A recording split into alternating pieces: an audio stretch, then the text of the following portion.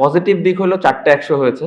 আমার কাছে মনে হয় যে এই সিরিজ শুরু হওয়ার আগে আমরা যখন প্ল্যান করি, টিম মিটিং করি তখন এই বিষয়টা নিয়ে আমরা কথা বলেছি যে আসলে আমরা কতগুলো ১০০ করতে পারি অ্যাজ এ টিম হিসেবে। ইন্ডিভিজুয়ালি তো করবোই বাট টিম হিসেবে আমাদের প্রত্যেকটা সিরিজে বা প্রত্যেকটা ইনিংসে কতগুলো ১০০ হচ্ছে এবং ১০০ টা শুধু ১০০ তেই যেন থেমে না যায়। আপনি যেটা বললেন যে ১৫০, ১৬০, ৭০, ২০০ এরকম যেন হয়। সো পজিটিভ দিক হলো ৪ টা ১০০ হয়েছে।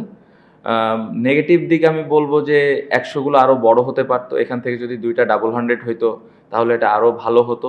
৫০ গুলা যদি ১০০ হতো তাহলে আরো ভালো হতো। আমাদের সুযোগ ছিল। আমরা করতে পারিনি। সবাই চেষ্টা করেছে। বাট এই জায়গাটাতে হলে অ্যাজ এ ক্যাপ্টেন হিসেবে এটা আরো ভালো লাগতো। কারণ আপনি যেটা বললেন যে এই ধরনের টিমের এগেইনস্ট এ যদি এই রানগুলো থাকে একটা ব্যাটসম্যানের পেছনে তাহলে ভবিষ্যতে এটা আসলে ওই ব্যাটসম্যানকে আরো কনফিডেন্স দিবে। সো পজিটিভ নেগেটিভ ২ টাই ছিল। বাট আমি অ্যাজ এ ক্যাপ্টেন হিসেবে যেই মিটিংটা করেছিলাম যে ১০০ র কথাটা বলেছিলাম, এই জায়গার দিক থেকে স্যাটিসফ্যাকশন এর জায়গা আছে।